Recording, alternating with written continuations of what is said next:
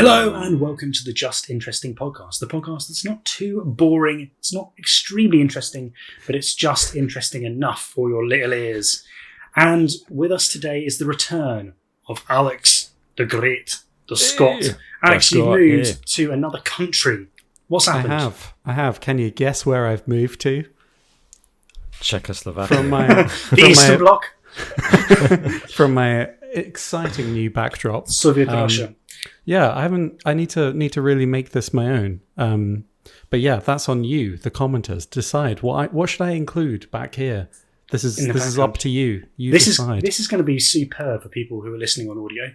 Yeah, it's wonderful. But what should you include behind you in your new Scottish abode?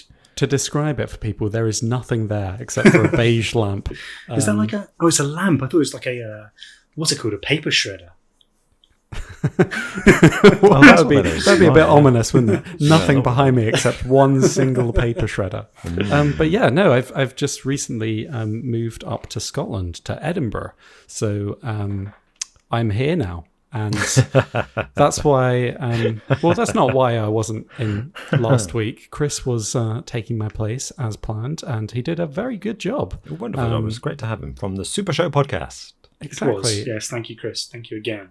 If you're not subscribed to the Super Show, go and subscribe. They are one of my favourite podcasts. I'm a huge supporter of theirs. I'm on Patreon, so am I. So yeah, there we go. Are you, Robin? Let's call you out. What was that? What? So Alex, you're settling in well into wee bunny Scotland, and you haven't been abused for being English yet. No, I've been pretending to be Scottish while I'm up here. Sounds good. I have been getting some dirty looks, though, for my accent. They probably think you're like, I don't know where they think you're from, like maybe Poland or... I think that man's got a mental health problem. Have you heard the way he talks? It's a bit odd. No, I've been avoiding everyone so far. I'm a bit scared of them. Wow, no, okay. I'm joking. I'm Not joking. Yeah. And Robin, have you had a week full of trepidation and scaredness, or have you had an enjoyable week? Oh, sorry. I was trying to think. Do you think I'm in Edinburgh too? Is that no? I'm not. No. Wait, what? No. Yeah, my week's been great. Thank you. It's been dull. Then just another dull lockdown week. That's the thing, isn't it? We come here every week and we say, "Oh, what have you been up to?" And it's like, yeah, the same kind of. Seen anything good on TV? That's boring, though, isn't it? A bit boring. A bit dull at the moment. Yeah. I did actually. Highlight of the week. I watched Colour Out of Space the other day. It's been a while since I watched Nicolas Cage in a film. Been even longer since I saw Nicolas Cage in a new film. And you know what? It was actually a great film, and Nicolas Cage was good in it. It was one of those things where Nicolas Cage crazy performance was the right performance to get. It was at the level that was required. Yeah. But tonight, in honour of Alex's move to Edinburgh, I have brought a little whiskey, a dram, to toast his settling in. Cheers. Cheers. Thank you. I've missed out here. I've gone for a beer, but anyway. No, just pretend it's a large whiskey. Okay, it's giant whiskey. What have you gone for, Robin? This is Lagavulin. What have you got? Fancy. The fancy stuff. You've outclassed me there. Fine, whatever. Yeah. I've got some monkey shoulder. Still very nice. Oh, still very nice. Yeah, and quite fancy too. I mean, no expense spared. Yeah, that's good. It's kind of like a nice, casual, cozy whiskey. Indeed. I've got a very small bottle of whiskey which I bought from Austria about 3 years ago, and because it was so fancy, all the way from Austria, made in Austria. I still haven't opened it. Just sitting there. I'm like, one day it'll be a special enough occasion that I can open it. Yeah. It's so small it'll be one drink, Yeah. Well, that's the joy of whiskey, isn't it? It's not going to suddenly go off, is it? You can keep it there for a number of years and it'll only get better, maybe. I have about 10 different bottles. They're all open at the moment, and most of them have been open for about a decade. So yeah, they do last, don't they? They do last, yeah. It's hard for me to build up a collection, though, because I just get through them that too quickly. If they're there, I'll have a drink. And that's a bad way. Dangerous. Now you're in Scotland as well. Yeah. The availability has only increased. Well, talking of availability, this week we're going to be talking about the availability of vaccines to the world, and kind of jumping off a news story this week where Italy has blocked vaccines from going to Australia because it thinks that Australia doesn't really need or, I guess, deserve them at the moment. So that's what we're going to be talking about a little bit later. We're also going to be discussing our favourite comments of the week, and we're also going to be ending up with a quiz. But before we get onto that, we're going to discuss what we've learned this week. So, Robin, what have you learned this week? I got very excited by this thing that I learned this week, and it's dinosaurs. Yay! I love dinosaurs. Although, sad thing is, it's about the extinction of the dinosaurs. Oh, I'm sorry, guys. Sad. Brought me down already. Yeah. But it's cool because, the prevailing scientific theory, I think, is the prevailing one, is that an asteroid or comet, not sure what the difference is, hit the Earth and big climate change thing killed the dinosaurs off about 66 million years ago. Now, the telltale sign of asteroid impact is an element called iridium, which is just not really found on Earth. It is found on Earth, but it's very, very rare. So when you have in the fossil record a layer of soil, not soil, but like rock, with high levels of iridium, it always is indicative of asteroid impact. And there is a layer in which all the last dinosaurs, as in the non-avian dinosaurs, the ones that evolved into birds, they survived, obviously, but all the non-avian dinosaurs that went extinct, all in the layer in which they all went extinct, according to the fossil record, there is a high concentration of iridium, which is where this asteroid theory originated from. And then, so that was conceived, I think, in the 1980s.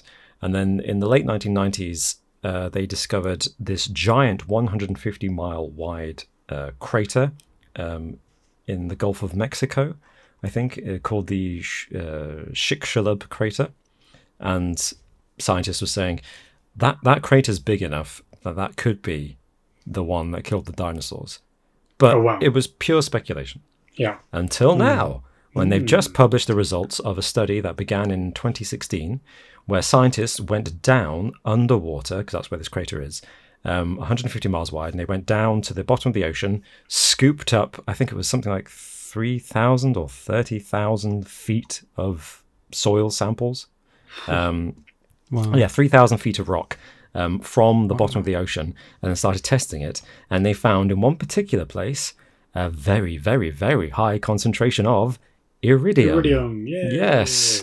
And they calculated, not only does that mean that this impact crater is now like almost certainly the crater where the asteroid landed that killed the dinosaurs, but it also revealed that the deposit of iridium, the way it works geologically speaking, they said this must have happened within 20 years of the impact, which means that the asteroid made impact with Earth, threw up a cloud of dust from the impact, but also the asteroid itself with all that iridium kind of shattered and filled the atmosphere, creating effectively a nuclear winter around the globe, which led to the death of lots of plant life, which led to the death of lots of herbivorous species, which led to the death of carnivorous species, and basically everything just starved to death. But because things settled within about 20 years of the asteroid impact, it means that they now have evidence to suggest that dinosaurs died out in 2 decades. Wow. 2 decades. Yeah. Didn't take long at all. Surprisingly short time. That's what blew my mind. I was imagining it took place over a century or two after the asteroid impact, but no, more or less immediately. Than that. I was imagining hundreds, thousands of years maybe. Like in the grand scheme of things, it's nothing in that time scale. Wow. It's 2 decades. And that's incredible work. That's the work that's gone into that study to prove that is insane. Wow. Exactly. Yeah, you're definitely connecting the dots, aren't you, with that one? Yeah. For sure. That's really interesting. Where did you say this crater was found? In the Gulf of Mexico. Gulf of Mexico. Okay. On the tip of the Yucatan Peninsula. Okay. Yeah. Interesting. It's the Chicxulub crater. And most of it's underwater, but there's traces of it in what would look like just a line of hills on the land, on the coast. But actually, when you look at it from a satellite, it's clearly a big ring in the ocean and on the land. I was going to say, would this then become a bit of a hotspot for, I guess, paleontologists and those interested in geology? I guess so. Yeah, I guess there's lots of information to be found by studying the rocks there because the layers must be evident. Although your chances of finding dinosaur bones probably quite slim. True. Very true. Yeah. It's yeah. Yeah. Oh, thank you. That was incredibly interesting. I'm surprised I didn't come across that one as well, because that's big news, isn't it? It really is. It is actually. Yeah, I guess the world is more distracted at the moment. Yeah. Well, Alex, can you top that? Because I certainly can't with my fact, but I'm hoping you can. No, I can't really. I mean, I learned an interesting fact about the FBI and the CIA and their recruitment ideals, shall we say? So I learned this week that they actually recruit heavily from Mormon populations. No, really? Oh, The can we FBI guess and why? CIA. Have a guess, yeah. Mormon populations. They're Mormon. I was going to say maybe a lot of like single people with, but they have big families. They don't know Mormons. That's the one thing that kind of goes against it, because many people have said like these kind of agencies tend to prefer single income households because there's less baggage. They want Bruce Wayne, don't they? Exactly, yeah. But no, this tends to go against that. But I guess not everyone's going to be, out in the field. You need some grinders, some grindstone workers back at base. Office workers, yeah. Very true. Do you want to hazard any more guesses? Mormons. Is it to do with the religious side of things? People of faith like that have more stable home life and therefore... We all know that's not true.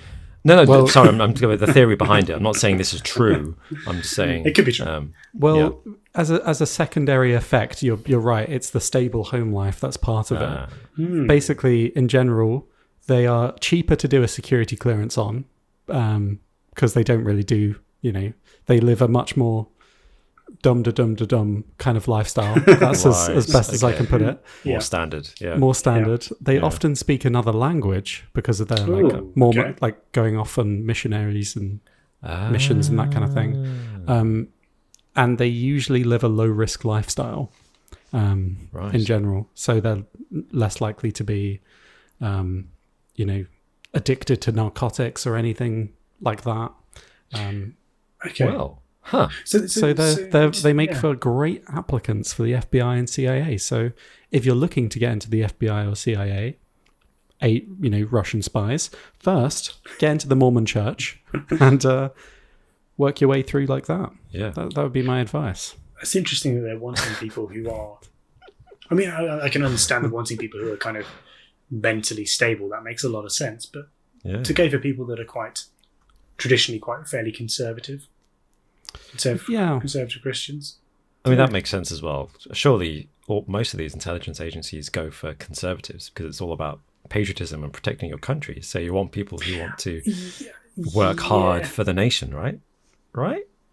I just meant in terms of conservatives, in terms of moral values, people that might not want to lie, perhaps. Oh, I see. Espionage, a lot of it's about creating alternative personas, right? Very true. And very true, yeah. People would see that as a lie. I don't know.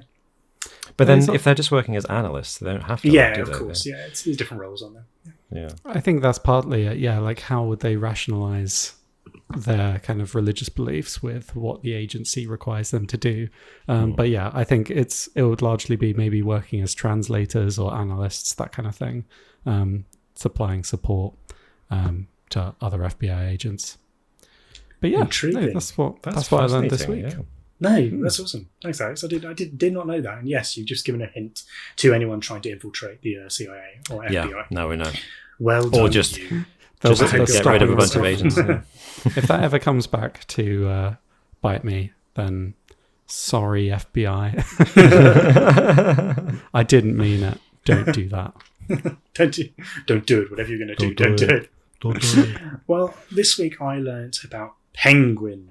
Everyone's favourite or third favourite animal. And, not second. Penguins can drink salty water. Can they now? And there is a reason why they can drink salty water and they're not sick everywhere like humans would be if they drank salty water. Yeah. And the reason they can do this is because they have this particular gland just above their eye called the supraorbital gland, which filters out salt from the water when they drink it. So it filters out the salt from their bloodstreams, so when the blood passes through this particular gland, it filters out the salt, which then either gets sneezed out or released out of their beaks. So that's why penguins can drink salt water. When you say released out from their beaks, is that do they cough it out as like Yeah. phlegm? That's what I was thinking. I didn't have the exact info. Sneezed out, or They can sneeze, or I imagine it's some kind of really some kind of interesting. cough or some kind of exhale of it. Imagine sneezing out like salt. Salt, yes, solid salt. Sounds incredibly Salty. painful. Yeah, it does. They're just coughing out grains, crystals of salt. Ugh. Yeah, so that's You're having fish and chips for dinner. Dad, we've run out of salt again. Don't worry, son. You're huddled together, just get a mouthful, face full of salt, and just coughing out. But yeah, penguins can drink salt water, and That's is the reason fascinating. why. Yeah. Yeah. Nice. I was thinking when you started that story, like when like cyberpunk comes into it, and like people are augmenting themselves with things, that would be a cool little cybernetic gland to have. Yeah. But then you mentioned the sneezing thing, and I was like, I don't really want to get rid of it that way. Yeah. Yeah. Yeah, you probably have a lot of people with like really low salt levels, like passing out and stuff and getting a cramp. It's also another thing to add to my list of scientific terms, that names for things that are the bleeding obvious. Oh, what's this gland above the eye called? Oh, it's the supraorbital gland. Yeah. What does that mean? It means it's above the eye. Yeah, supraorbital. Yeah, it's And like sudden very death literal. syndrome, you know. Yeah. What happened to him? He died Suddenly. Just suddenly Just call it died. sudden death. Yeah. Bloody scientists. Well, shall we take a look at some of our favourite comments of the week? Oh yes. We shall. Aquamarine says, I'm glad I'm not the only one thinking this past year feels like we've been living in a simulation and are being set up by our simulation overlords. I'd say what else could go wrong, but that would just be inviting even more disasters. Love your show, miss Alex, but Chris was fun too. So yeah, it does, doesn't it? It does feel a little bit like we might be at the whims of our simulation overlords. It does feel a little bit like that, doesn't it? We don't dare say anything else, just in case they heap more misery on us. Well, hopefully this year will be slightly better, please, overlords. You know when you're playing like a game like the SimCity, and you build a big city, you make it amazing and prosperous, and then you're like, oh, I'm bored now, I'm going to destroy it with all like the natural disasters and Godzilla and stuff. It feels like we're in that stage where the scientists have finished their experiment and they're just messing with us now. I mean, Alex, I don't know if did you watch last week's episode, because that is literally what Chris said. So what Chris brought to the table. I'm about halfway through at the moment. I was watching it just before this, trying to catch up. Oh, well, great minds think alike, or maybe you are actually Chris. What? There is a striking resemblance, actually. What? I've never seen the two of us in the same room together. So Very This true. is true. Very you true. never expect it. You never expect it. I've got a comment from last week's podcast, which was about how gaming may have saved our mental health during lockdown. I say may have, almost certainly did for a lot of people. Yeah. And it's from Elaine Christina, who's one of our YouTube members, one of our first YouTube members. I Oh, believe. thanks, Elaine. So thank you, Elaine. And she says, in regards to gaming, my motor skills are blank. So Shit. naturally, She I wrote can't. shit. Oh, thanks. Okay. Yeah, my motor skills are shit. So naturally, I can't play anything to save my life. What has helped me in this pandemic were colouring books and the Just Interesting podcast. Aww. And she goes even further to say that the WHO should sound a warning about you guys being addictive. I feel the withdrawal effect when the upload to YouTube is sort of late. So, yeah, apologies it was slightly late. We're not the most stringent when it comes to scheduling. Understatement of the year. But thank you for those incredible words of encouragement. And we're glad you enjoy it, Elaine. Also, which colouring books? I want to know. Recommendations, please. Can you imagine, just imagine for 1 second, the World Health Organization makes an announcement tomorrow, not about COVID, not about like any other infectious disease, just about a podcast on YouTube. And colouring books. They like colouring books are addictive. That is all. Just Interesting Syndrome. Just Interesting Disorder, wouldn't it? Yeah. That'd be great. JID. JID. Syndrome would be better. Jizz. T-shirt idea though. Let's make a note of that. Well, I've got a comment from Peaswad who says, you guys know Super Show and Just Interesting are my two favourite podcasts. Mix them up. Chris the Dick Man being on the show is great. And as someone who missed last week and wasn't there, I'd be well up for that. Well up for like a full, massive 6-man episode. It'd be absolutely chaotic. I think it'd be great, yeah. Let's do it. It would also be very long. Very true. Yeah, Very true. it would be. We'd have to have some sort of like pass the pen, who gets to speak kind of rule or something. Pass the pen on Zoom. I don't know how it would work. Virtual pen. I don't know how the logistics of it would work, but yeah. We can make it happen. I'm sure it could work. If they're watching this, guys, this is an invite. So Make it happen. Make it happen. Yeah. Yeah. We'll definitely team up with them on Twitch at some point soon, which we've just started. Twitch streaming. We're going to try to do it regularly, but again, I refer you to my previous comment about how we're not the most stringent when it comes to scheduling. So I'm definitely going to do a live stream this week. So do it. That's good. And I don't know what I'll be playing. It's twitch.tv/just_interesting. Yeah. That's the one. Yeah.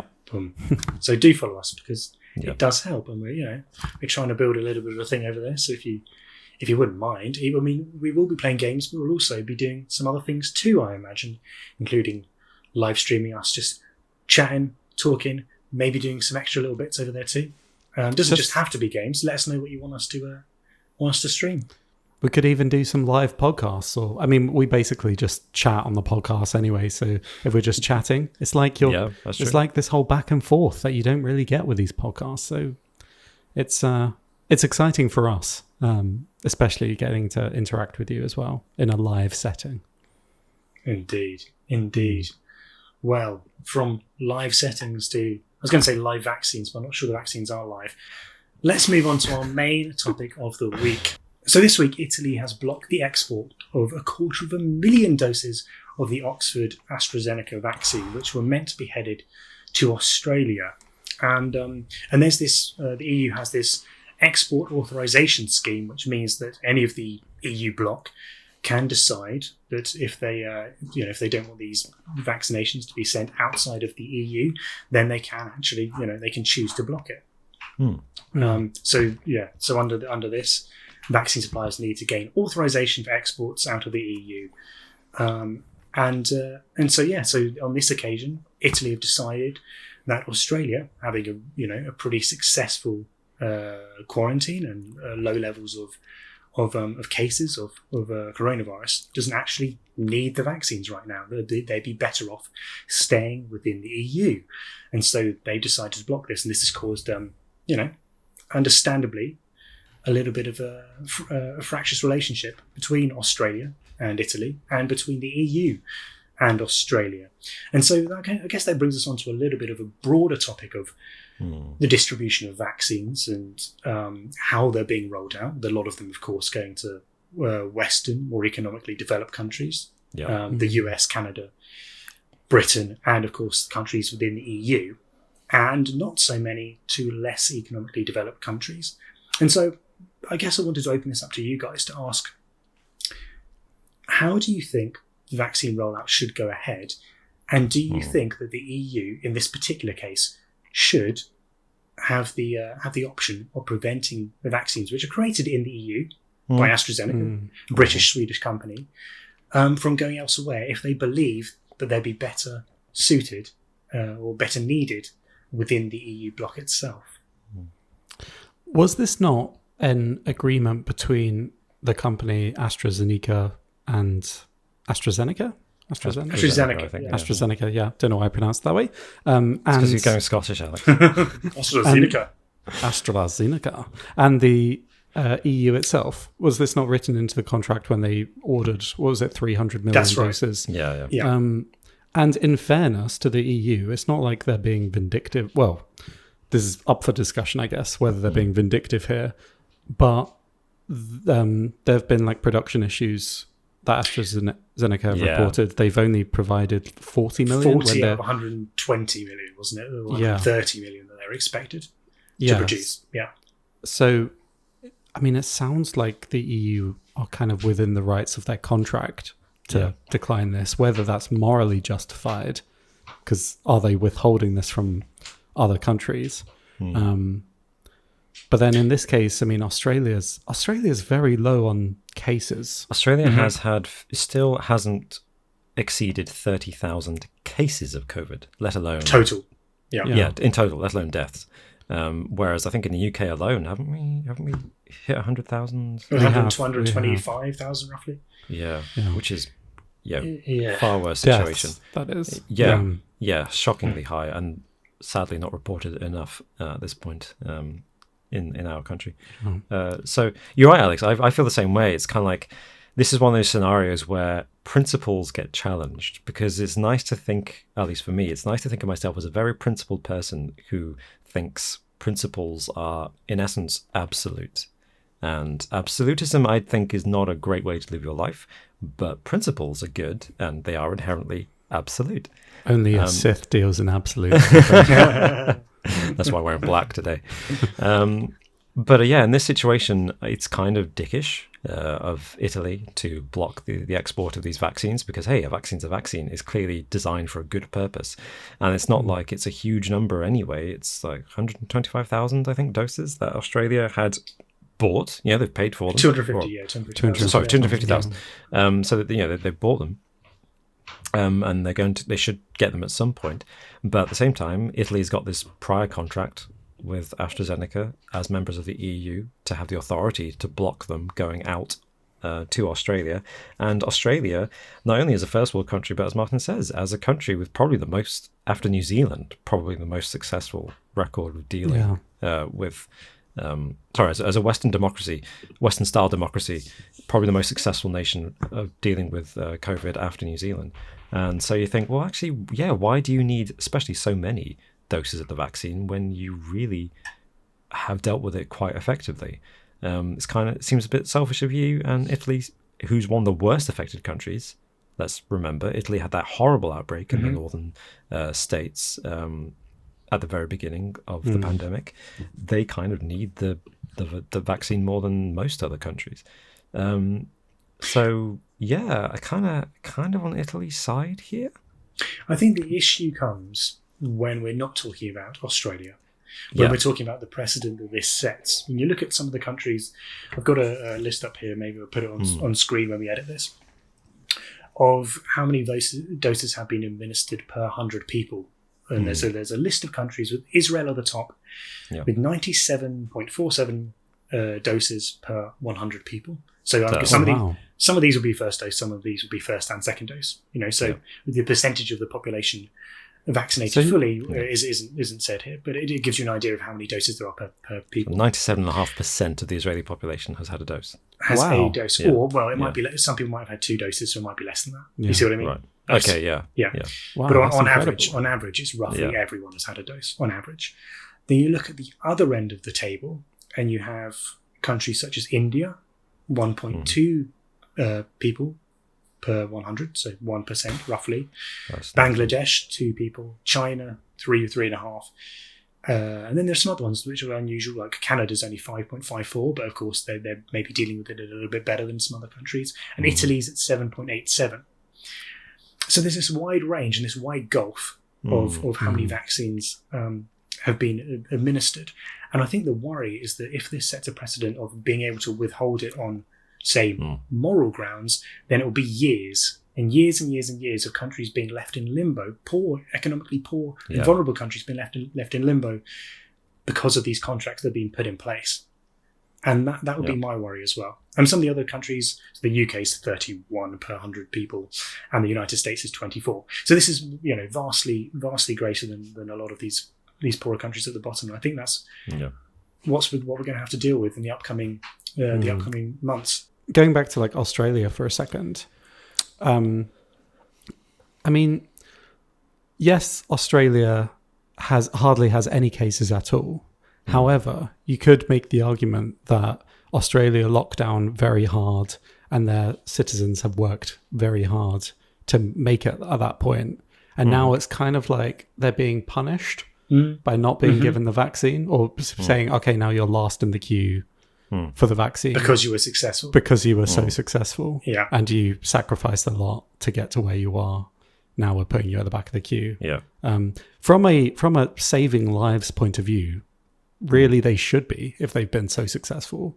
because they have hardly any cases.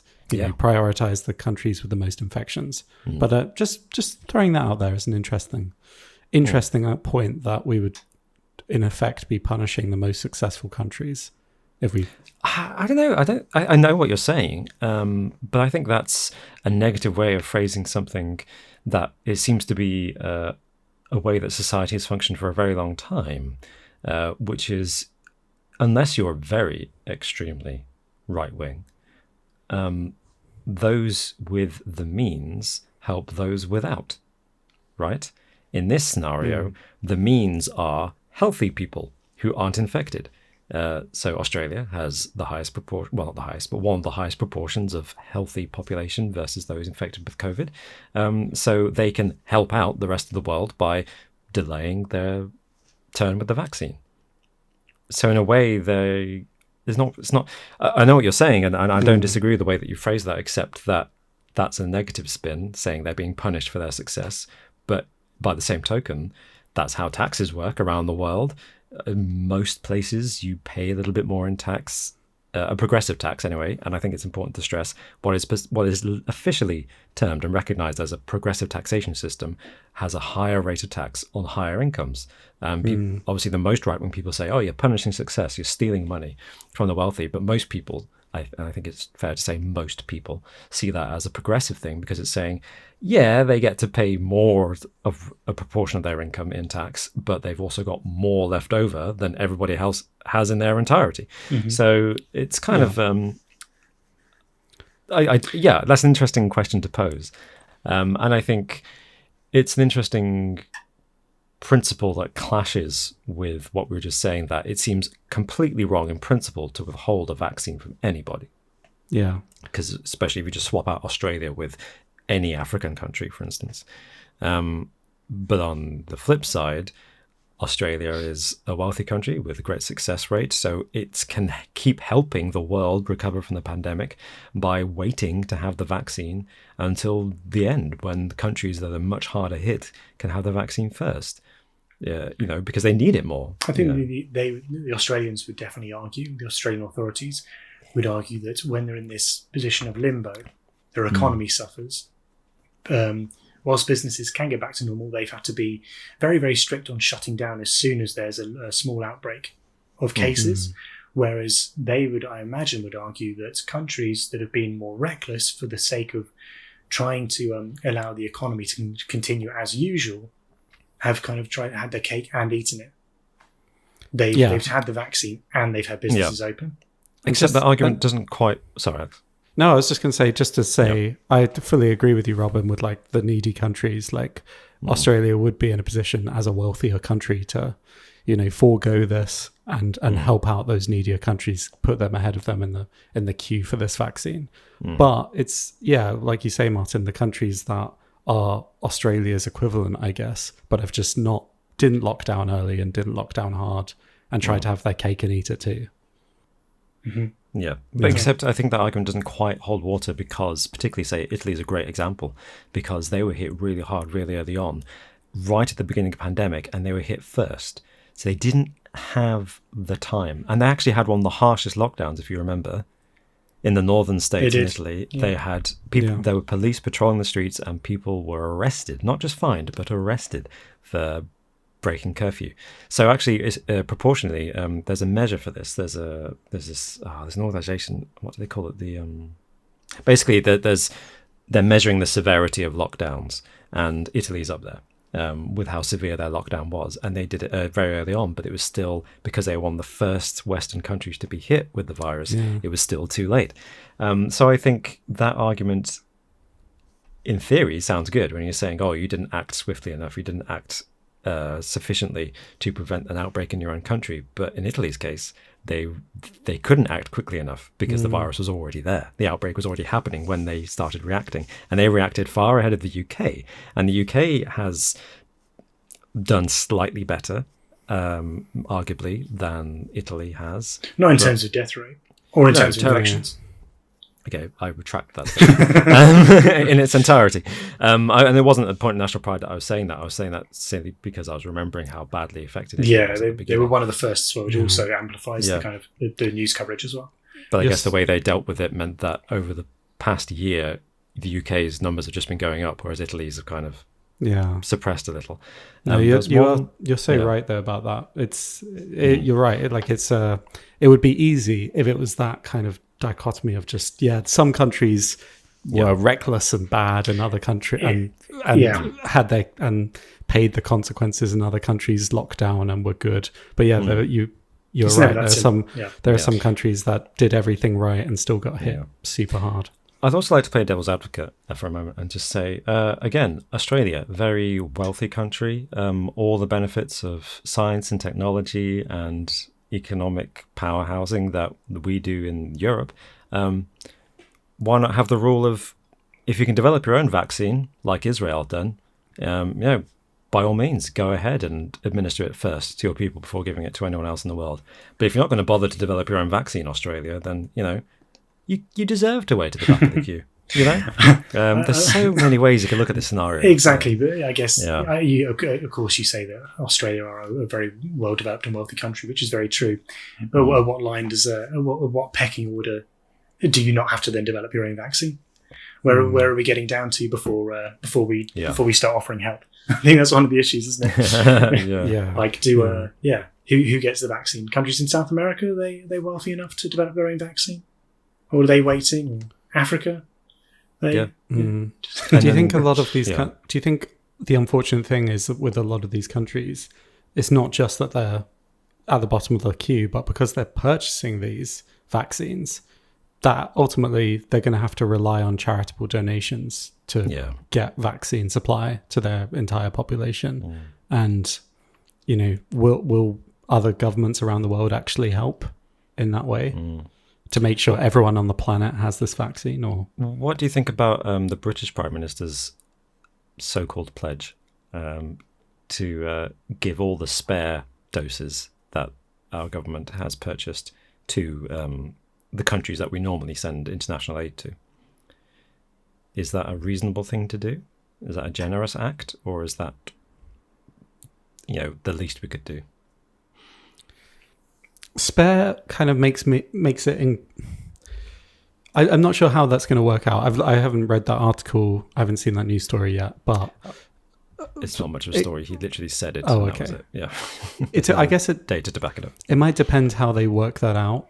I feel like, does that mean they're going to sit on this surplus of vaccines until everyone in the UK is vaccinated and then be like, okay, we don't need these anymore, you take them, kind of thing? Or is that they're going to work it out from the supply that they already have and then distribute it that way? Because I feel like the second way would be, that's great.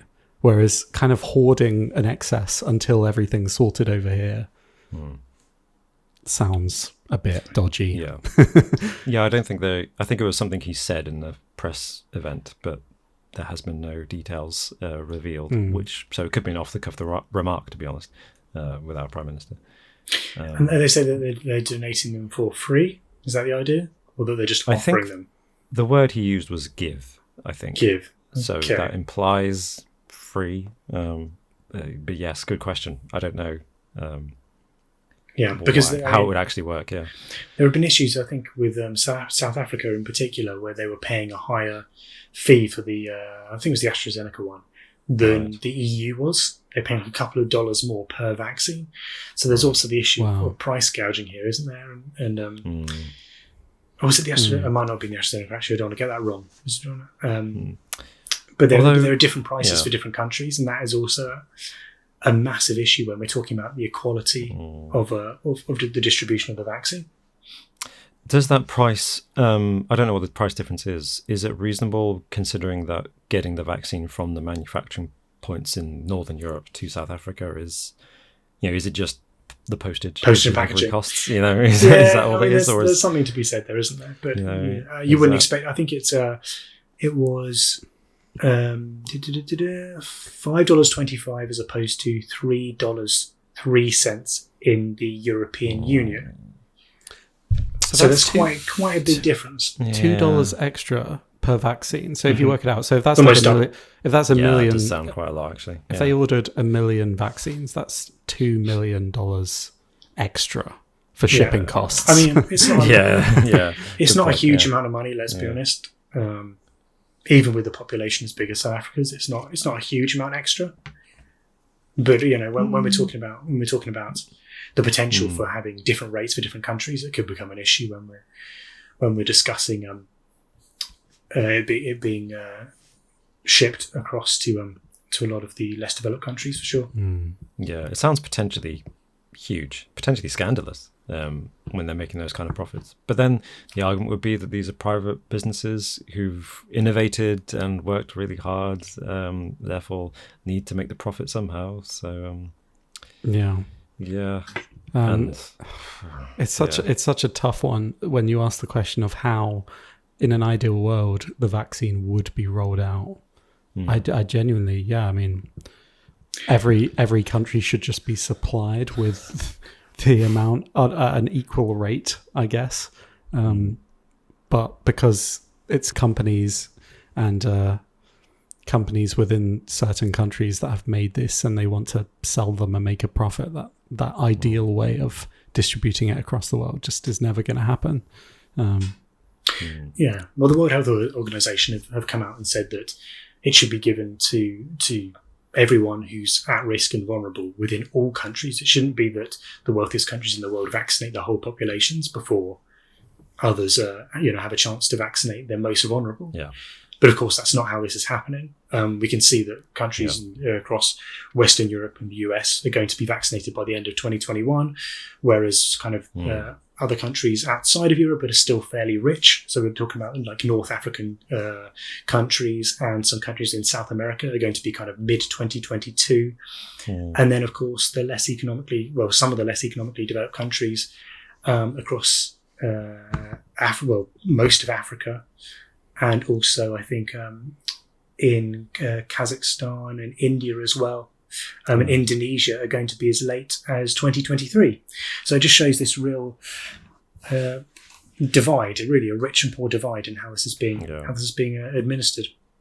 But this is inevitable, right? It is inevitable, but I'm not saying inevitable in a good way. I mean, it's the system we have is that these vaccines are all developed by private companies in the economically developed world where the facilities exist to make these things. So you can't avoid a situation where the wealthy countries will get the vaccine first, and then it's purely a question of whether the governments of those countries will prioritize their own citizens over the others, which, in fairness to any country, a government's duty, I think it's a long established precedent that a government's function is to protect its people. So Australia should fight tooth and nail for their vaccines. Yeah, I mean, it's not, I think for once it's a protectionist attitude that I can sympathise with, because it is a government's duty to protect their citizens. Obviously, the irony here is that we've got places like the UK. I think the UK is the third on the rankings of percentage of population that have been given a dose. Yet at the same time, clearly, after America, one of the worst in terms of actually acting responsibly during the pandemic itself to protect its citizens. So there's an irony there, of course, whereas Australia has acted very well to protect its citizens and yet is having to wait for the vaccine.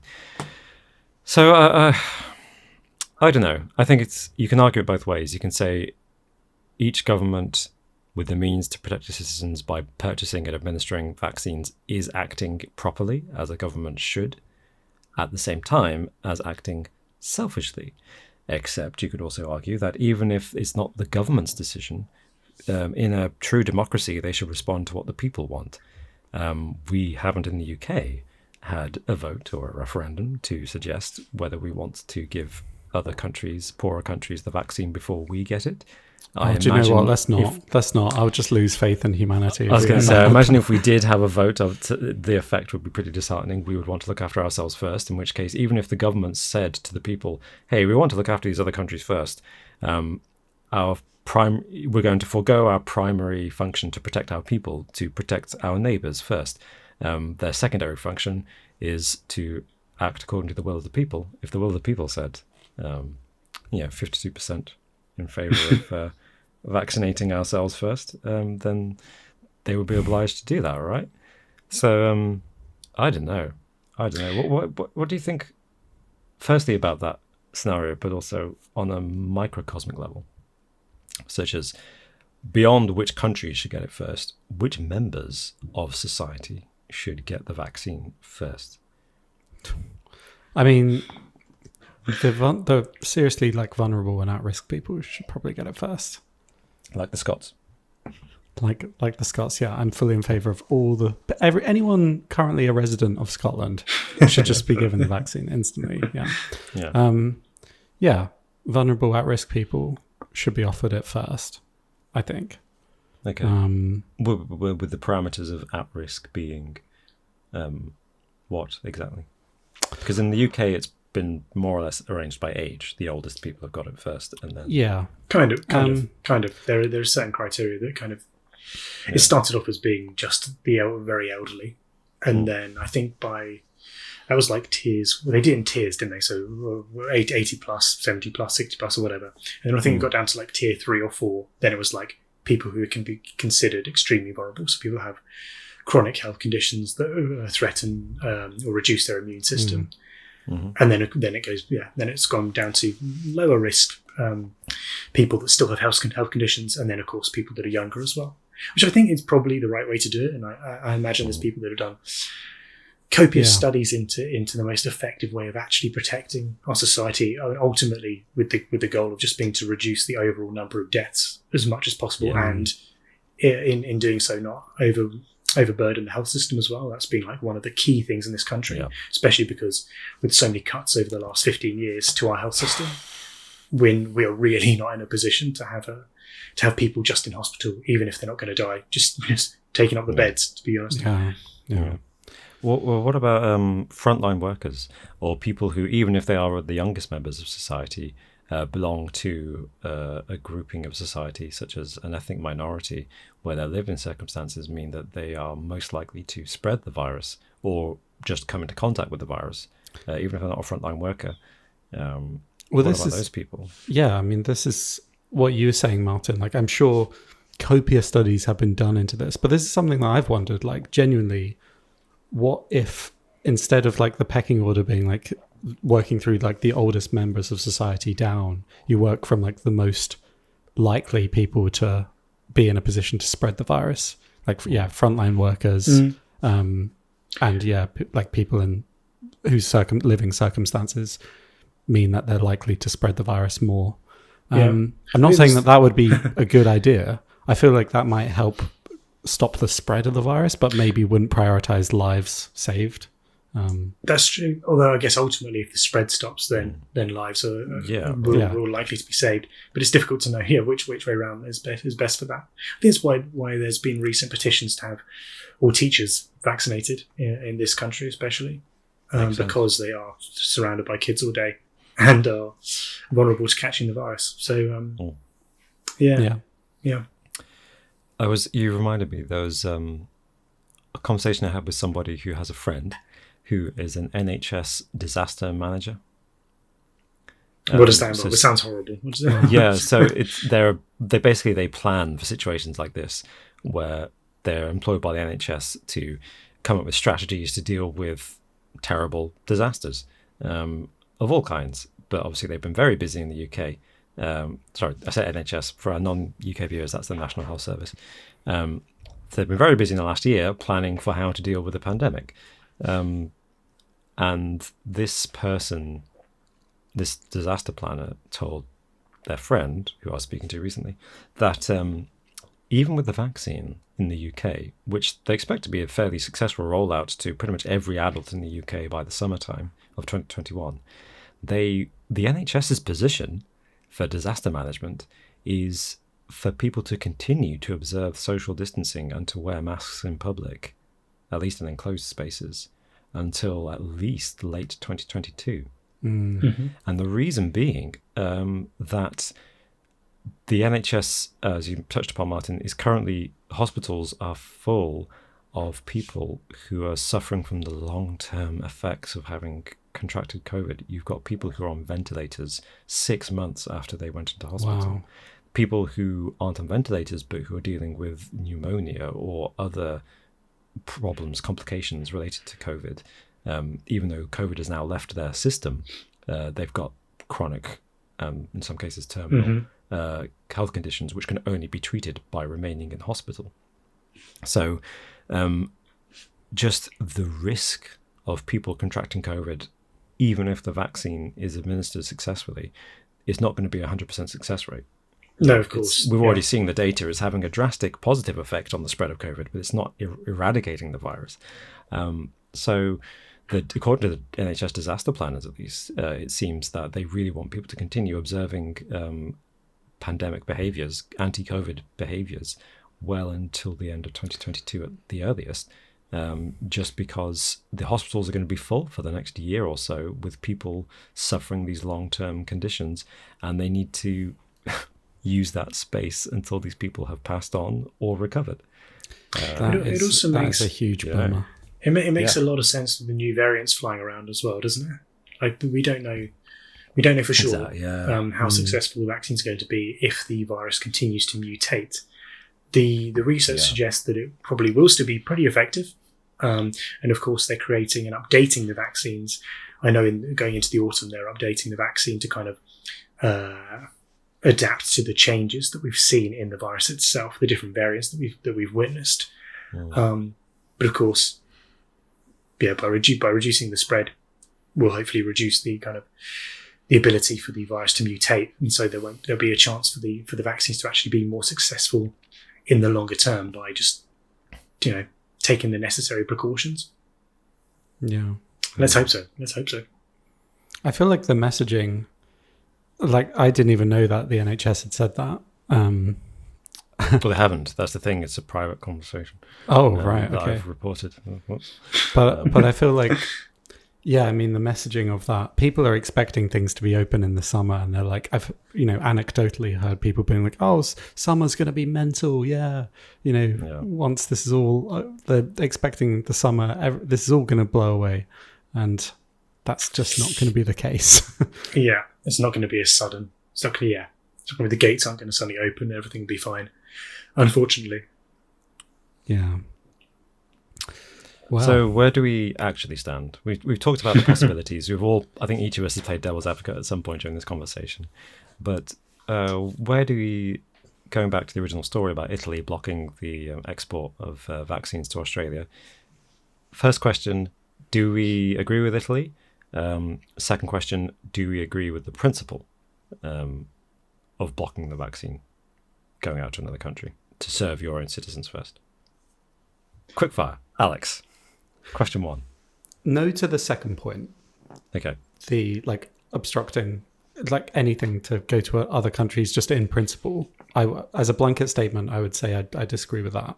But this example with Australia and Italy, it sounds like this is a issue with AstraZeneca and the contract that they made with the EU, and that it's a pre-existing contract that they're now trying to fulfill with Australia, but they've a later order, but they already have a commitment to the EU's order, so it kind of feels like it's more of a contractual issue that they have. So I'm kind of on the side of Italy and the EU in this case, even though it feels bad because I'm not normally pro protectionist stances, but I kind of sympathize with it in this case.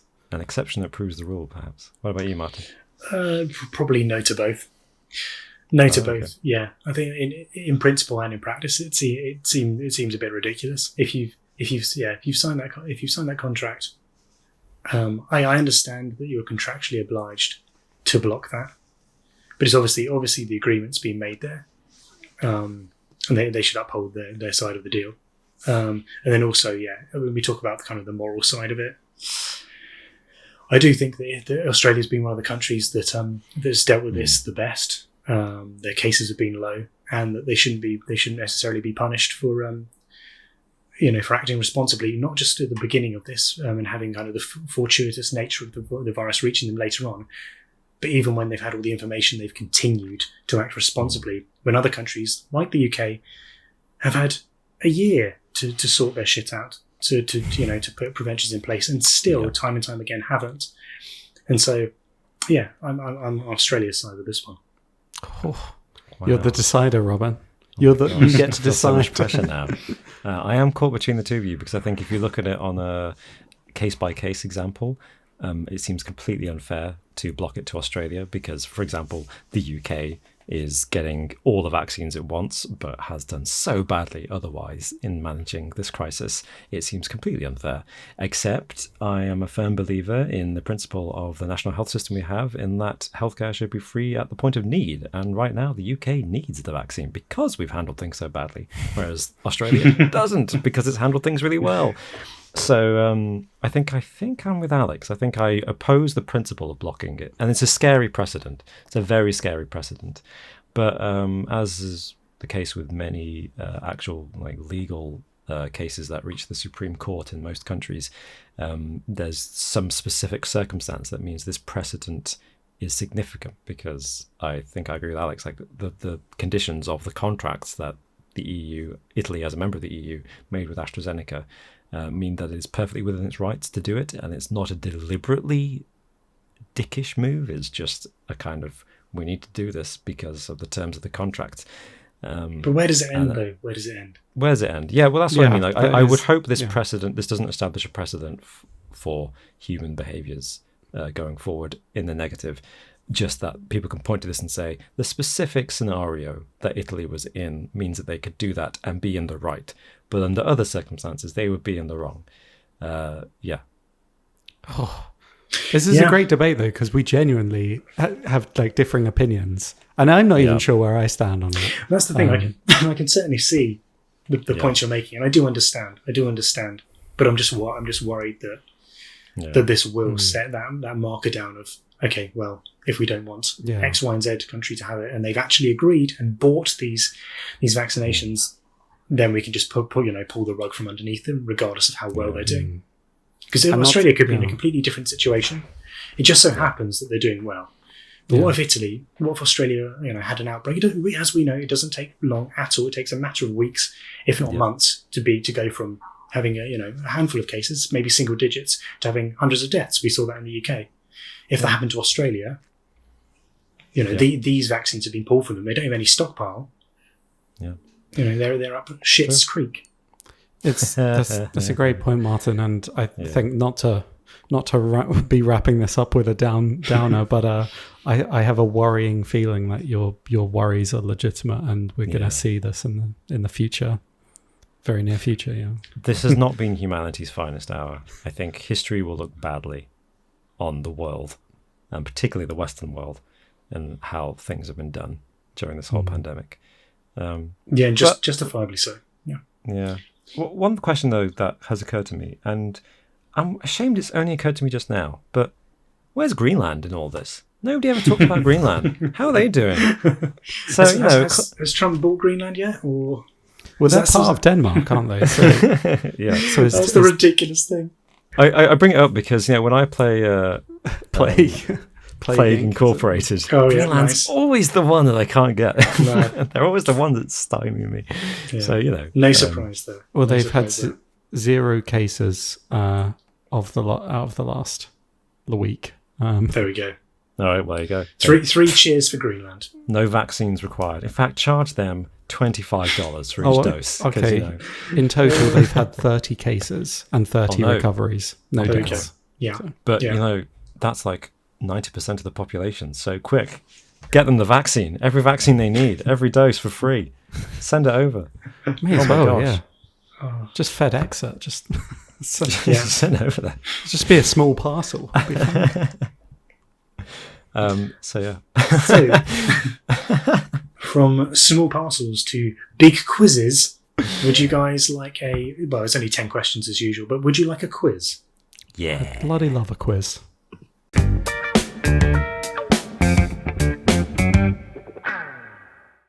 Ten questions as always, and a bonus question if we're tired, but we'll do it anyway. So, fingers on your buzzers. What have you gone for this week, Alex? I have, in honour of my return, I've gone for my classic, my usual. I see. French champagne has always been celebrated for its excellence. You know, it's important. It's symbolic of the podcast, and I think we need to remind people every now and then that it's exactly. There. Yeah. You've moved country, but your heart is still with the Just Interesting podcast. Exactly. Yeah. Fantastic. And Robin, what have you gone for? In honour of Alex's emigration to foreign shores. Have you ever been to Scotland, Dad? Once. What was it like? I remember it much as one recalls a dream or a nightmare. So yes. That's like a 20-second buzzer. I know. I've got the whole scene, so I'll just play through the whole thing. It is really good. That's from Garth Marenghi's so Dark good. Place, isn't it? Yeah. Oh, yes, it is. An amazing Episode show. 3, 4, I don't know. But yeah, 6-episode season of pure gold. It is very good. Thoroughly recommended to anybody who hasn't seen it. Garth Marenghi's Dark Place. Yeah, no, do watch it. It's fantastic. Okay. Amazing. Question number 1. Which hormone is known as the love hormone? French champagne has always been Alex. Oh, I don't know.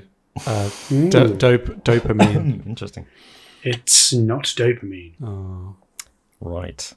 Yeah. Well, Alex, I think we're done. Pheromones are a thing, but are they a hormone? It's not different from not hormone, isn't it? pheromone. No, it's a particular hormone. Okay. I have no idea. No, not sure. Can we have a clue? Okay. Ooh, hee hee. Oh. The first part of this word is similar to the first part of the word for what we breathe. French champagne has always been celebrated. Yes, Alex. No, this is so wrong. This is just totally wrong. It doesn't even make sense with the clue. Come on, Estrogen? It's not estrogen. I was like, estrogen. Yeah. Didn't work. Been to Scotland, Dad?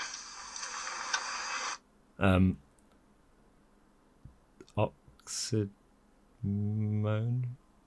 Oxymone. It's not oxymone. That's the best I can do. Okay, last one. French champagne. Yes, Alex. What are you thinking? I thought this was a drug, but maybe it's a hormone. Oxycontin? It's not Oxycontin, but okay. Shall I give you the answer? This one? Yeah. What's your? Oh, you have an extra guess though, Robin, don't you? Next I'm one. not No, going I'm not going to get it. So Okay. go ahead. Yeah. Okay. It's oxytocin. Oh. Oxytocin. I have heard of that. Yeah. I didn't Yeah. realise that was a... Yeah, oxytocin is the one. Okay, All right. 0-all. Question 2. Which Toy Story movie does not feature Bo Peep? Have you ever been to Scotland, Dad? Champagne. Robin's in there quick. That was Toy Story 3. It is Toy Story 3, no Bo Peep. In 1 and 2, then has a bit of time off, and then comes back in 4 as In a a big way. very different kind of character. Yeah. Okay, I haven't seen 4. Is 4 any good? Yeah, it's all I right. enjoyed 4. Yeah, I thought it was good. Yeah. Not as good as the Had it. first 3, I don't think. No. Still good. Yeah, worth a watch. Question number 3. What is the national animal of Scotland? Once. Alex, I think, Alex got there first. the yeah. first, yeah. Yeah. It is, of course, the fabled unicorn. It is the unicorn, It is indeed. which is pretty Classic. crazy. Pretty crazy. But it is. I love the optimism there. One day. One day they'll see it. Question number 4. True or false? The YouTube Twitter account has more followers on it than the official Twitter's Twitter account. French champagne has always been celebrated for its excellence. Yes, Alex. I'm going to go for true. It's true. It's true. YouTube damn on it. Twitter has more than Twitter on Twitter by about 20 million, which is pretty Right. crazy. Yeah. I did not know either of them had their own official thing. I think YouTube That has makes sense. just over but, 70 million. I think Twitter's 56 or something like that Wow. at the time of recording. Okay. Question number 5. 3-1 to Alex. Blimey. Or Is it 3-1? 2-1. 2-1. 2-1. Sorry, 2-1. Please. I'll Question- take 3-1 if you want. I'm not doing that badly. Question number 5. What was the name of the purple Teletubby? What was it like?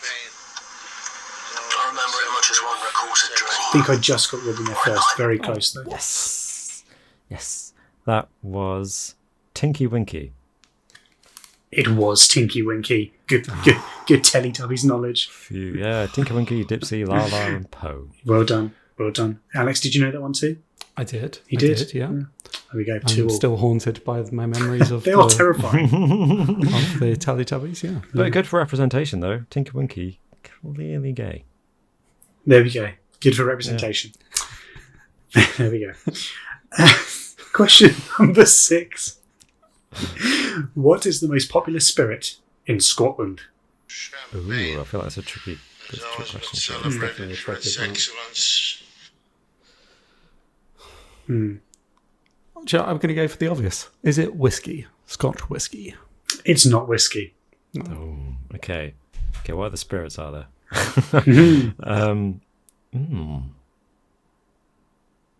It's not whiskey. So, I was on a budget flight to Norway when a storm hit and forced us to ditch in Glasgow Presswick. is it vodka? It is vodka. Oh, brilliant. It is vodka. There we go. Is it because it's more affordable than whiskey? I think it's, I don't know. Yeah, probably. It just goes with more things, doesn't it? I imagine. Although, I don't know, really a big vodka Yeah, drinker. you don't tend to mix whiskey, but you would mix vodka, so you can get more out of it, I suppose. Yeah, I guess you can mix both, but it's, you probably drink more of it at a certain time. It's more of a student's drink. You don't really get that many students drinking whiskey. That is true, actually. Question number 7, 3-2 to Robin. Oh, is it? Oh, God. It is, Yeah, taking the lead. It is. What is the beast called in Beauty and the Beast? That's an interesting question. Are we talking about which version? Disney? We'll go Disney. I think. Just going to double check. I don't know if I actually mentioned his name. It's been so long since I've watched that film, and I wasn't like I didn't grow up on like Disney films or anything, and I didn't watch the Emma Watson version. So this is a lost question on me. I know people will be screaming in the comments. So What's I'm her name? on the Wikipedia of Beauty and Belle? the Beast. Is it Belle? What's her name? Belle, yeah. I'm on the Wikipedia Belle of and- Beast from Beauty and the Beast, and it's the first word on the Wikipedia page. So don't Have you know. had your guess, Alex? Because you buzzed in first, right? Oh no, I just accidentally tapped it. Oh. Does that count? I was stranded. And it's so hilly up there you can't get any signal on your car phone. The Prince. The Prince, but it's the Prince something. No, he has a name. So apparently Disney has come to embrace the name, as seen in multiple pieces of merchandise, as well as a plaque hung up in 2012. So he was first called this in a video game, in fact, and Disney then gone on to embrace it. Yeah. No idea. No, not sure. No idea. His name's Prince Adam. What? That's so lame. I imagine it's one of those you know or you don't ones. Yeah. Yeah, Prince Adam. Wow. Yeah. Adam the Beast. Adam the Beast. Exactly. They call me Beast. I mean, because I'm so hairy. it's French, isn't it? You've got Belle, you've got Maurice, Gaston, and Adam. Adam. Adam. Adam. There we Should have go. been Alan. Because at least you can say Alain. Alain is a beast. Is Adam a French name? I'm pretty sure Adam's not a French name. I mean, it's biblical, so Yeah. it might be used in France. But yes, there are. I don't recall any famous Frenchman called Adam. Adam, yeah. Yeah. Adamus or something? Like I don't know. Jean-Pierre, Jean-Pierre. Jean-Marie, Jean-Philippe. Jean-Claude. Yes, Jean-Claude. Claude. Claude. Philippe. Pierre. All Us these just other saying French French names. Even it's like This is Adam. great podcast I mean, material. even the candle's called Lumiere, isn't it? Lumiere. Yeah, Lumiere. Yeah. And then you've got Adam. So, what's the duster called? The French-made duster. She's got a name. It's because there's the cup's called Chip. yes, Chip. and Mrs. Potts. Mrs. Potts. Mrs. And Potts, yeah. the clock is called. What's the clock Cogsworth. called? Cogsworth. He's English, yeah, I guess. Yes, Name like yes, Cogsworth. Cogsworth, yes. Yeah. Anyway, question number 8. 3-2 still to Robin. In the Zelda franchise, what is the name of the arch nemesis of Link, the main character? I've got the game, and I've The game, there's started plenty of playing games. Which one have you got? it. Breath of the Wild. Oh, I yeah. see. Nuts. I've never played a Zelda game. Oh, okay, yeah. Confession time. Has always But I been do know celebrated this. for its excellence. Yes, Alex. I don't know if this is his arch enemy or what. Is it Ganon? He is. I mean, I'll give you it. Yes. Because Yeah. it's Ganon and Ganondorf. And I Ganondorf. believe yeah. that one, especially in the Ocarina of Time, Ganondorf turns into Ganon. So there's like a morphing that goes on there. Yeah. So yeah, I'd say Yeah, it's the same character. Yeah, really, yeah, Ganon yeah. and Gandalf. Yeah, Yeah. I had Ganondorf in mind and written down, but Ganon will do. Yeah. It would probably. I remember- I imagine we'll have some Zelda fans going, "It is Ganon. It's not Ganondorf or whatever." It probably is probably something to that. You just reminded me about how I know that. It's because of Smash Brothers. Oh yes, And when you select Ganon, it's like Ganondorf. Or whatever. Ganondorf. Yeah. That's how I know it. Yeah. Yeah. 3. Oh wow, this is close. Question. Oh, my God. Tight. They have been close recently, haven't they? All the quizzes. Yeah, we've been They really slightly have. better. Yeah. Yeah. Okay. Question 9. What is the name of MySpace's founder? French champagne has always been I'd celebrated for its accept the first name Oh, because I don't expect anyone to know the second. really? Yeah. Are they known by the first Oh my name? god. What is it? 5, 4, 3. Steve from MySpace? It's not Steve. Steve. Damn it, what's his name? Robin? Is there something special about his first name? He's called. he's it's often every- known as something from MySpace, and he was everyone's friend automatically on MySpace. Yeah. And so it says you are friends with. Boom, and it almost became a meme. I can see his profile he's turning picture in around. my head. Yeah. What's his first name? Well, I could stab in the dark. Yeah. but-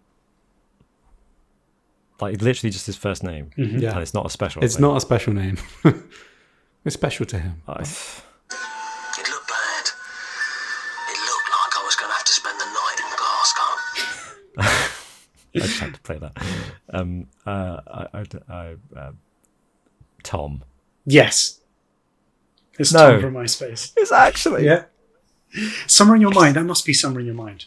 That must be. Maybe. I remember people having MySpace. Tom and from I remember MySpace. that fact Yeah. about You you, are the friend. automatic friend, but Yeah. I had no idea. Tom, well done. Can't believe you got Tom that. from I feel bad. MySpace. In fairness, my really next guess was going to be Ben, so Yeah, that's close. the single how syllable. did I not know that? Tom That's from amazing. MySpace. Well done. It's very But good. also, Sorry. like, I I feel just bad. That's- idolized that person's life. Like, that's didn't not he fair. just kind of sold MySpace and then went off to travel Yeah, the he world with became a his girlfriend or photographer something? and stuff. Yeah. Yeah. So he just became a billionaire, millionaire? I imagine. Multi-millionaire. Multi-million, yeah. Good for him. Yeah. Okay, so that is 4-3 to Robin. Sorry, Alex. Question 10, but Don't apologise, Robert. But this you're question- winning legitimately. has 2 points. Oh. So there's a chance to snatch victory within this question. Okay. Okay. Question 10. Which 2 sporting events Oh, are no. missing here from the modern pentathlon? So the ones I'm giving you are swimming, Oh no. horse I know riding, that one. and shooting. What's missing? Swimming, horse riding, and shooting. The cabin crew suggested we all go out and club it. Has always been Like an Yes. auction. There was that or one of their big Alex. Oh, damn it. I'm going to go for pentathlon, archery, and discus. I don't know what pentathlon is. So you can do horse riding and throw discus. I mean, Yeah, why not? to be fair, it is very random. So, yeah, I mean, you're horse riding then swimming, aren't you? So, No is the answer to both of those. No. It's both of those. Oh, Neither of those are correct. Yeah. Cycling? should have guessed cycling, shouldn't I? And, I'm an idiot. To be honest, I thought archery was part of the pentathlon as well, but archery and shooting seems a bit weird. So, well, they haven't. Wait, what's a running that they would do in the pentathlon? Hurdles, and cycling. That's my guess. Neither of those are correct. Damn. Both are wrong. Do you both want one more go? I mean, yeah, I feel like we've narrowed it down, right? Must have. So what was it? Horse riding? Horse riding, swimming, shooting. But not archery, discus, hurdles, or cycling. Yeah. I figured it'd be safer on the streets. For the first time ever, I saw the Scotch in their natural habitat, and it wasn't pretty. Sarge Bustin. Yeah, that's fine. Sprinting? Like 100-meter sprint and long jump. Long jump and 100-meter sprint. Yeah. And neither of those are correct. Oh my god. Oh my god. Okay.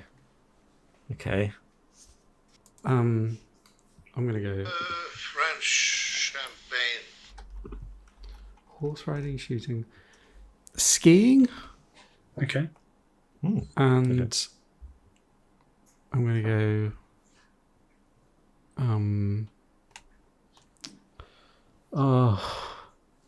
pole vault. Pole vaults, you on your horse. Oh, that's a good one. Pole vaults, you off your horse. Yeah. No, unfortunately not. Okay, so Robin, you were close. You were close with your two running events. So there is a running event. There's a running event, but it's for I would have accepted just running. Oh, You're almost too specific. You went hurdles and 100 meters, which are both sprints. It's a longer. It's for 800 meter laps. That's 800 meters is 2 laps, but wait, did you say 400? 400 lots of 800 meters. Oh my gosh! It's called a laser run. So you run and then shoot. Run and then shoot. What was the other one? Yeah. The other one's fencing. Oh. And I used to do Okay, so there's fencing, another martial so skill. That's embarrassing. Yeah. Yeah. So there we are. Congratulations. Right. Well done on your Well victory. done, Robin. This is kind of thank you. It's kind of I was ahead. a sad way of ending the quiz, isn't it? With neither of us we getting both the felt point. that one. Well, we can have the bonus question, and one of you it's the closest win, so one of you has to be closer. So there's another point on offer here. Okay, the bonus Well question. done, Robin. Congratulations. Very Well good. done, you win. That's Very very good. kind. Thank you, Martin, for a good quiz. A challenging quiz. Probably the most challenging we've had for a though. while. Oh, good. Yeah. There's a few more difficult ones in there, wasn't there? Yeah, we started and ended on a 0 point That's true. That's a good question. point. Yeah. Okay, the bonus question. So, a jalapeno has this on the Scoville scale is 3,500 Okay. Scoville units, I believe they are. Mm-hmm. The hottest chili in the world is the Carolina Reaper, officially recorded. How many units on the Scoville scale is Seen them the huddling Carolina stations before Reaper? being loud, but this time I was surrounded. Everywhere I went, it felt like they were watching me. Fish-white flesh puckered by the Highland breeze, tight eyes peering out for fresh meat, screechy, booze-soaked voices hollering out for a taxi to take them halfway up the road to the next all-night watering hole. A shatter of glass, a round of applause, a 16-year-old mother of 3 vomiting in an open sewer. Have you experienced this, Alex? Is this your experience of Scotland so far? Well, I can't say it has been, but No, shame. everyone's in lockdown, aren't they? So. So this time. I haven't really changed. My situation hasn't changed at all, really. I'm just in a He's in different another four building. walls. Different room. Robin, what are you thinking for this Carolina Reaper? These are the official stats we're talking about here. Yeah, I'm going to go 10,000. 10,000 Scoville units. So a 10,000. jalapeno is 3,500. Carolina Reaper is 10,000, according to Robin. Alex, Yeah. any advance on 10,000? Has always been celebrated for its excellence. Yeah, I think I mean, I'm going to go higher, but I think it's actually much higher. But I'm going to be a dick and be like 15,000. But I think it's going to be like 1 million or something mad. Oh, yeah. Well, go with 1 million. Okay, fine. I'll go for 1 million. You've It's talked me into it. 15,000. No. No, it's 2.2 million Oh, my God. units. Yeah. Lots. So it really is a Reaper. Yeah. You can't survive eating that, sure. Oh, people do. People eat lots of them in competitions. Yeah. Mad. Yeah, I watched a Netflix show where people were eating them. That's disgusting. And this guy had, so this is the official one, official hottest. But this guy had like mixed bred another one, and I think called like a Devil's Reaper or something. It was hotter than the Carolina. Whoa. And people were eating like 4 or 5 of these just in a row. Yeah. Why do that? That's not good. The pain, the Surely glory. that of it, just the glory. kills your insides. Like I your can't imagine intestines that. are just dead. Yeah. Your body reacts to those things for a reason and in a way that is deadly. Yeah. It's not- Yeah, that's it. Yeah. Very true. Ugh. Very true. So yeah, so there we go. That was this week's quiz. If you want to eat a Carolina Reaper, then good luck to you. Not for me. Although I do like hot sauce. I'm a fan of hot sauce, but maybe not that hot. Hot sauce. Bravo, Robin. Congratulations. Well earned A good victory. win. Thank you, Martin, I for haven't- another great quiz. I haven't had a win in so long. I need a win. I need a win now. Okay, Well, maybe next week. Although you might well be the quiz you're master. doing the quiz, I think. So yeah. You can't lose. You can't lose. You cannot lose. It's kind of a win in the most minor way possible. There's still all to play for because I think we're still pretty much neck and neck We are. That's true. in the league table, so it's not gonna. And we're halfway through the season now that we're on What? episode Episode- 50. We episode haven't even 50. addressed that. This is 50. episode Oh my 50. That's Mad. mad. In 2 episodes' time, we'll have been going for a year's worth of podcasts. In Madness. terms of weekly episodes, not Wow. a year's worth in terms of minutes. That would be quite an impressive achievement. So Yes. yeah.